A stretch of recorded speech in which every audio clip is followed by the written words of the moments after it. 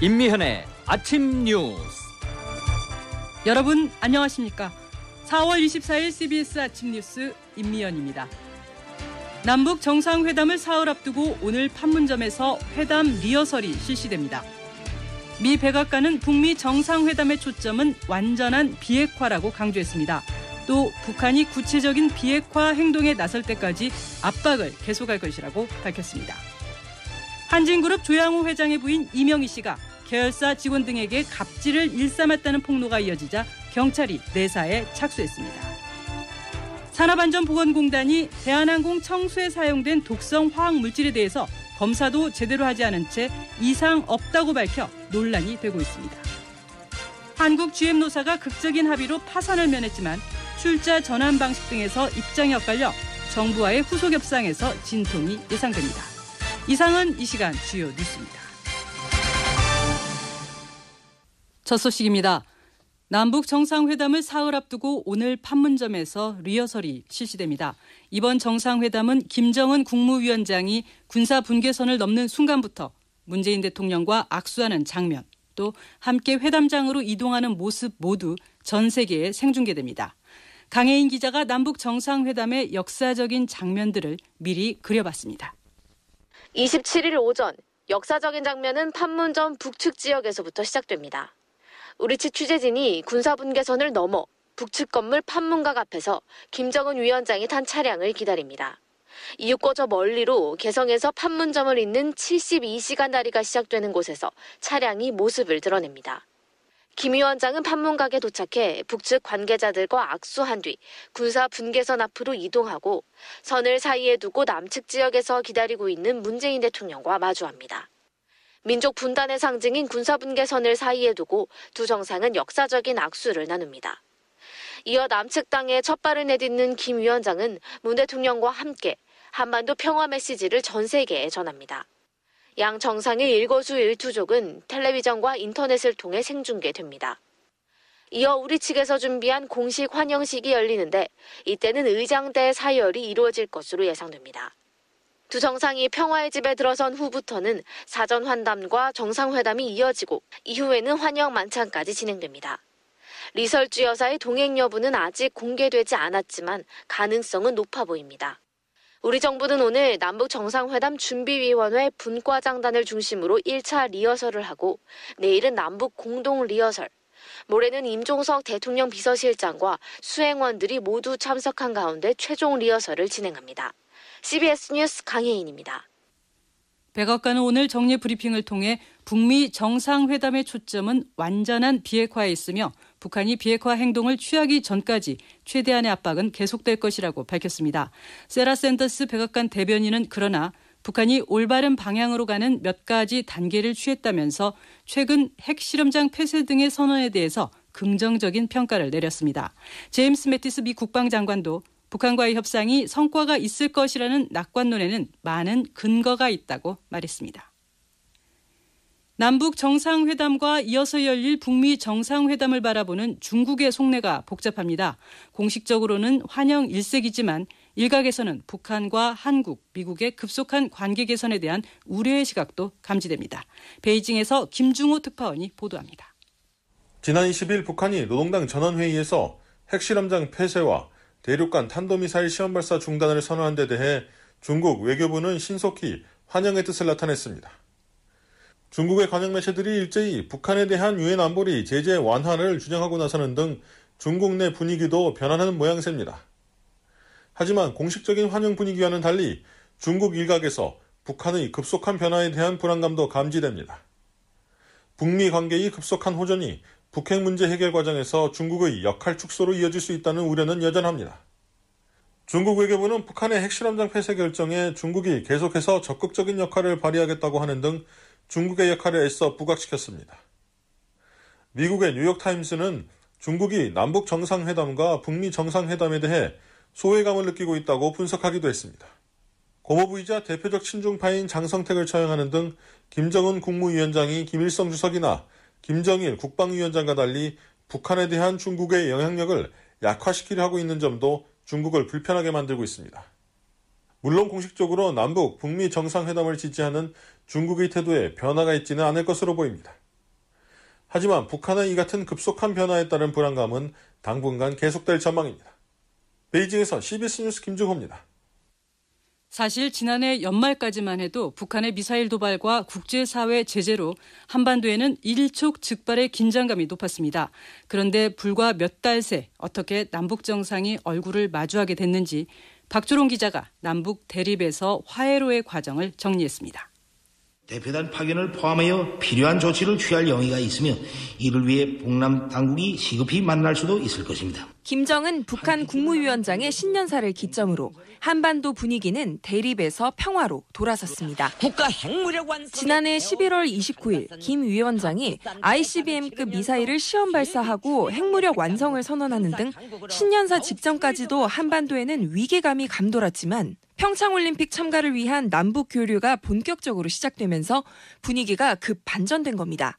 첫 고위급 회담에서 만난 조명균 통일부 장관과 리선권 조평통위원장 사이에는 그야말로 훈풍이 불었습니다. 새해 첫 선물, 값비싼 결과물을 드리는 게 어떠한가? 우리 민심은 우리 남북관계가 화해와 평화로 나가야 한다는 강한 남북 선수단 공동 입장과 여자 아이스하키 공동팀 구성, 예술단 교류 등으로 성공적으로 남북 화합을 그려낸 평창올림픽. 이후 김정은 국무위원장이 우리 측에서 파견된 고위급 대표단을 만나 비핵화에 대한 의지와 남북, 북미 정상회담에 대한 긍정적 신호를 내비치면서 상황은 더욱 급물살을 탔고 결국 27일 남북 정상회담이 성사됐습니다. 조명균 장관입니다. 2018년 남북 정상회담을 4월 27일 판문점 남측 지역. 그 가운데 문재인 대통령의 중재 외교도 빛을 발했습니다. 정의용 청와대 국가안보실장과 서훈 국정원장 등 문정부 안보 투톱이 북미 사이 가교 역할을 했고 주변국 설득에도 나서면서 북미 정상회담 개최도 성사됐습니다.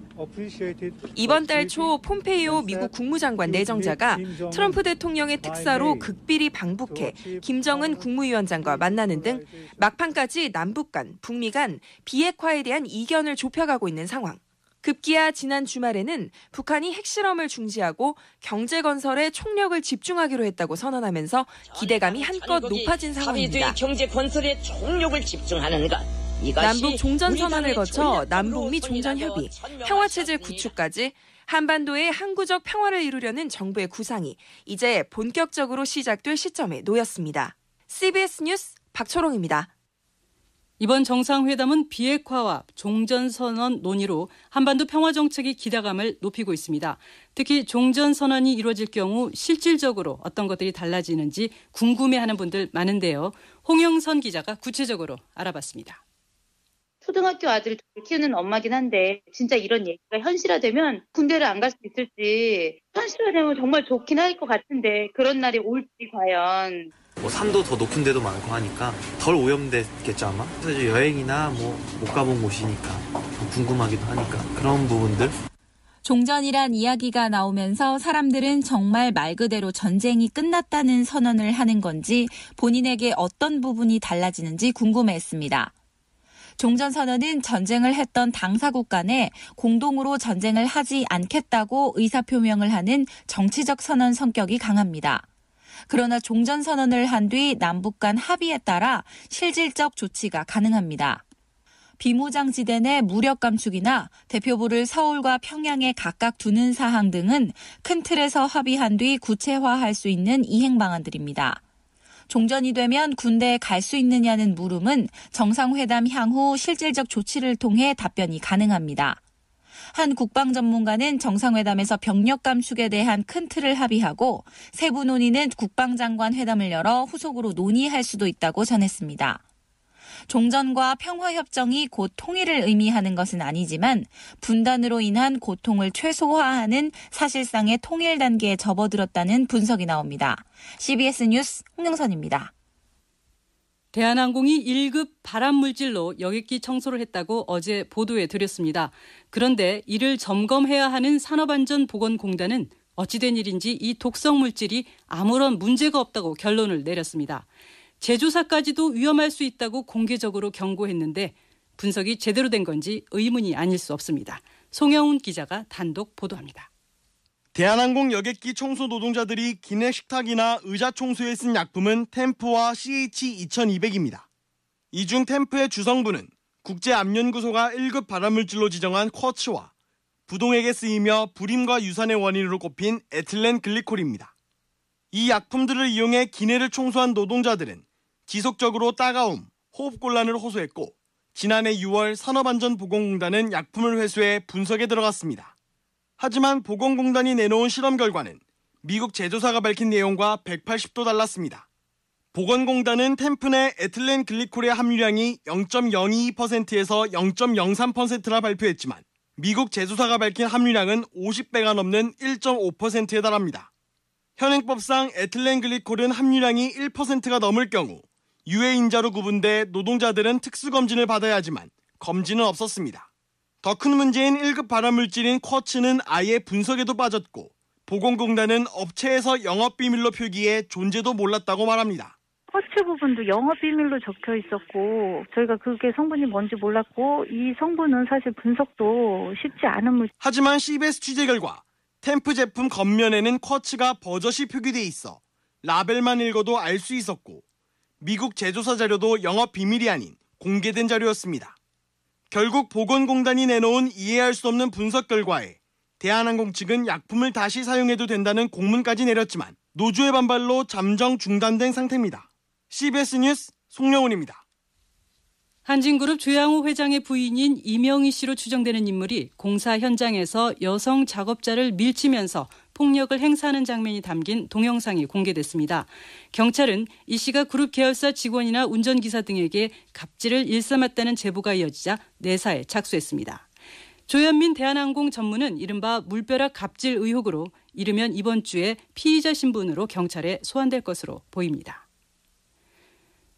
GM 본사는 한국 GM이 노사 합의로 파산 고비를 넘김에 따라 산업은행과 정부와의 후속 협상과 신차 배정 준비 작업에 착수했습니다. 이동직 기자가 보도합니다. 노사가 자구안에 극적으로 합의하면서 한국 GM 사태는 새 국면으로 접어들었습니다. 노사 합의안 도출로 법정 관리라는 최악의 상황을 피했을 뿐 아니라 우리 정부의 재정 지원까지도 바라볼 수 있게 됐습니다. GM은 출자 전환과 신차 배정, 정부와의 자금 지원 협상 등 한국 GM 정상화를 위한 후속책 마련에 본격 착수했습니다. 우선 자구안을 통해 한국 GM에 빌려준 대출금을 출자 전환하는 대신 신규 투자 자금 중 산은의 보유 지분만큼을 투자해 줄 것을 공식적으로 요구한다는 방침입니다. GM은 특히 산은이 지원의 조건으로 요구한 차등 감자 문제를 어떻게 풀어낼지에 대해 내부 논의를 진행 중인 것으로 알려졌습니다. 이동걸 산은 회장이 오는 27일까지 자금 지원에 대한 의미 있는 합의를 할 수 있다고 밝힌 것에 기대를 거는 분위기입니다. GM은 우리 정부와의 협상에서는 한국 GM의 부평 창원 공장을 외투 지역으로 조속히 지정해 줄 것을 강력히 요청할 것으로 알려졌습니다. GM은 한국 GM 회생의 필수 조건 중 하나인 신차 배정 준비 작업에도 착수했습니다.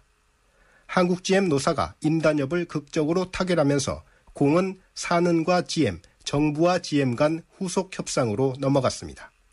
그러나 고용 안정과 무너진 판매망 재건 등 회생을 위한 내부 과제는 산적해 있어 노사가 이를 풀어낼지가 관심입니다. CBS 뉴스 이동직입니다. 정부는 대주주인 GM 본사가 출자 전환 등 책임 있는 역할을 다하면 5천억 원의 신규 출자에 나서겠다는 계획입니다. 하지만 출자 전환 방식 등을 놓고 입장이 엇갈리고 있어 협상 과정에서도 줄다리기가 예상됩니다. 계속해서 이재준 기자입니다. 15만 명의 일자리가 걸린 사안이라며 잔뜩 긴장해온 정부는 한국 GM 노사의 극적인 협상 타결에 안도감을 숨기지 않았습니다. 김동연 부총리 겸 기획재정부 장관입니다. 좋은 사인이라고 생각을 하고요. 정부는 3대 우리 기본 원칙에 따라서 정부의 지원 내용이라든지 하는 것을 이제 바로 협의할 준비를 하도록 하겠습니다. 3대 기본 원칙은 대주주의 책임 있는 역할, 모든 이해관계자의 고통 분담, 장기적으로 생존 가능한 경영 정상화 방안 마련입니다.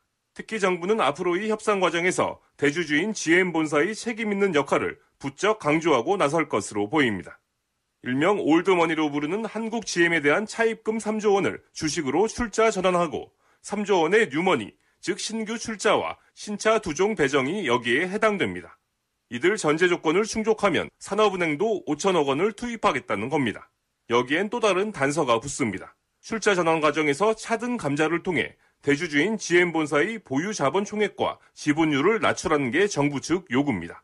현재 17%인 산업은행의 지분율을 유지해 GM본사에 대한 비토권 등 견제 수단을 확보하는 차원입니다. 하지만 GM본사는 차등 감자에 반대하면서 27일까지 먼저 신규 투자 확약서를 달라고 정부에 요구하고 있어서 협상의 첫 중대 고비가 될 전망입니다. CBS 뉴스 이재준입니다. 한국 GM 노사의 합의에도 불구하고 군산 공장은 앞으로 폐쇄 수순을 밟을 가능성이 높습니다. 지역 경제에 악영향이 불가피해서 3자 인수를 촉구하는 목소리도 계속되고 있습니다. 전북 CBS 이균영 기자가 보도하겠습니다. 한국 GM 노사 간 첨예한 쟁점이 됐던 군산 공장 희망퇴직 미신청 인원 680명의 고용 문제가 다른 공장으로의 전원 배치와 추가 희망퇴직 실시 등으로 봉합되면서 법정 관리로 가는 길목 직전에 고비를 넘겼습니다. 그러나 여기에는 군산공장 폐쇄라는 전제 조건이 깔려 있어 줄곧 군산공장 정상화를 외쳤던 전라북도와 군산시 등은 새로운 출구를 찾아야 할 형국에 놓였습니다. 이와 관련해 전라북도는 그동안 군산공장 재가동의 목청을 높여온 이유는 지역경제 위기를 타개하기 위한 절실한 과제이자 전략적으로도 필요한 대목이라고 밝혀왔습니다. 즉 군산공장 정상화 요구를 해오는 동시에 중앙정부와 물밑 작업 등을 통해 진행해온 제3자 인수 등의 플랜 B를 염두에 둔 것입니다. 전라북도 최정호 정무부지사입니다.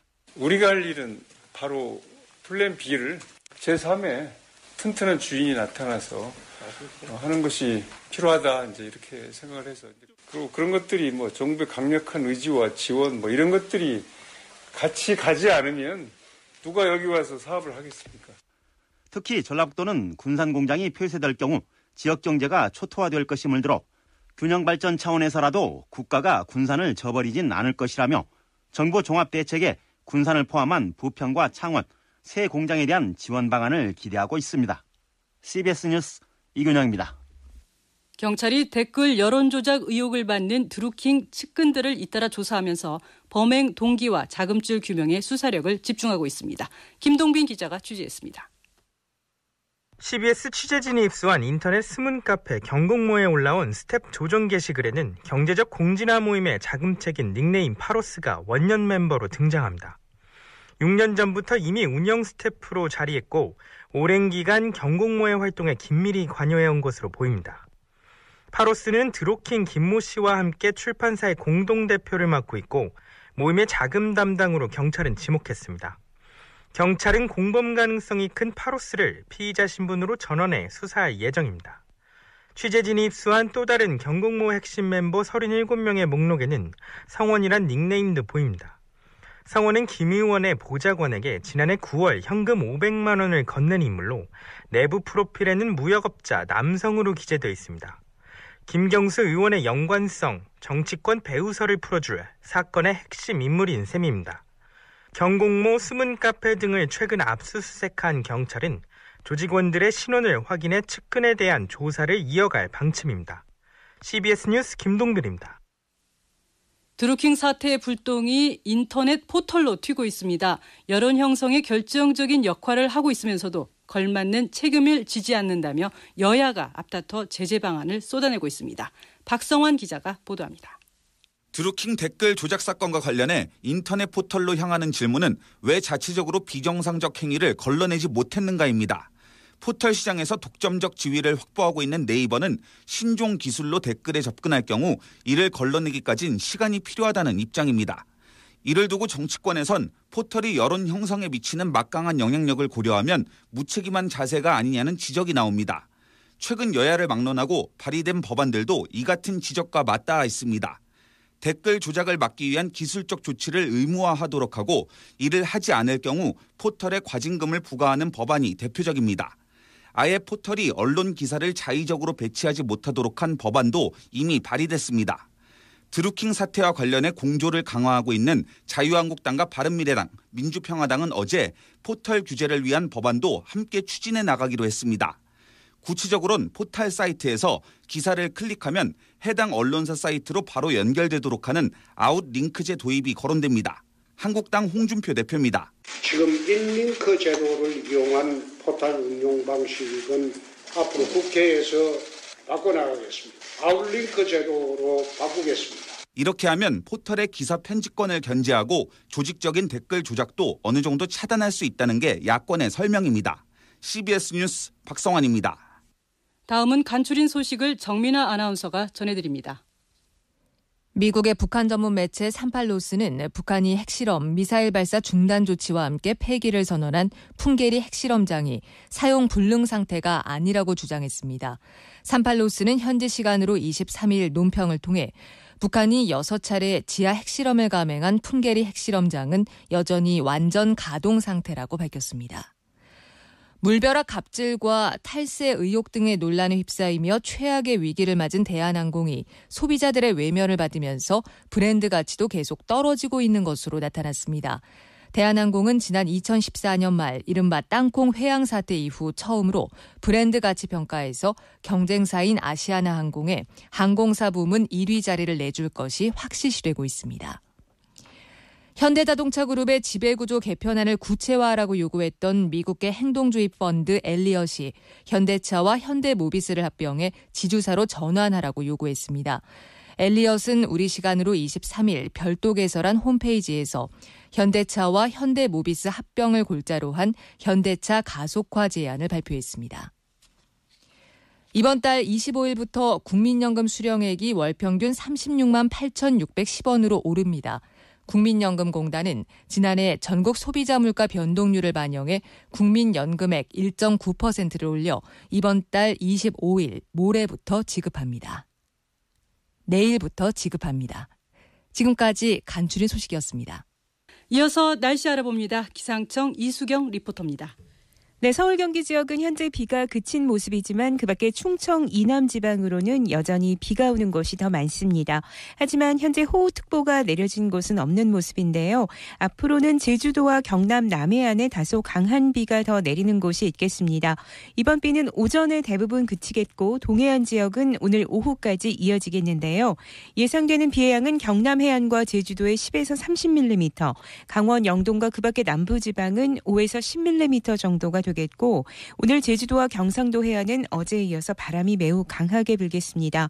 오늘 아침도 다소 쌀쌀한 날씨로 시작하고 있는데요. 서울은 어제보다는 조금 높은 10도 안팎입니다. 낮 최고 기온 어제보다 오르면서 대구와 부산은 15도, 서울 16도, 대전 17도, 광주는 19도까지 오르겠는데요. 내일부터는 기온이 큰 폭으로 오르면서 포근한 봄 날씨가 예상됩니다. 다만 오늘 오전까지 비가 오는 지역에서는 가시거리가 짧고 강원 산간 등 곳곳으로 짙은 안개가 끼는 곳이 있어서 교통안전에 주의를 하셔야겠습니다. 날씨였습니다. 한진그룹 회장 일가의 갑질에 밀수 탈세 의혹까지 제기되면서 관계당국이 제대로 감시하고 대응했느냐도 관심이 됐습니다. 산업안전보건공단이 대한항공이 사용한 독성물질이 아무런 문제가 없다고 결론을 내렸는데요. 산업안전을 위해서 제대로 일을 한 것인지 반드시 확인해 볼 사안입니다. 오늘 뉴스를 마치겠습니다. 지금까지 뉴스 제작 최승진, 장성주, 김기용, 기술 조병권, 진행 임미연이었습니다.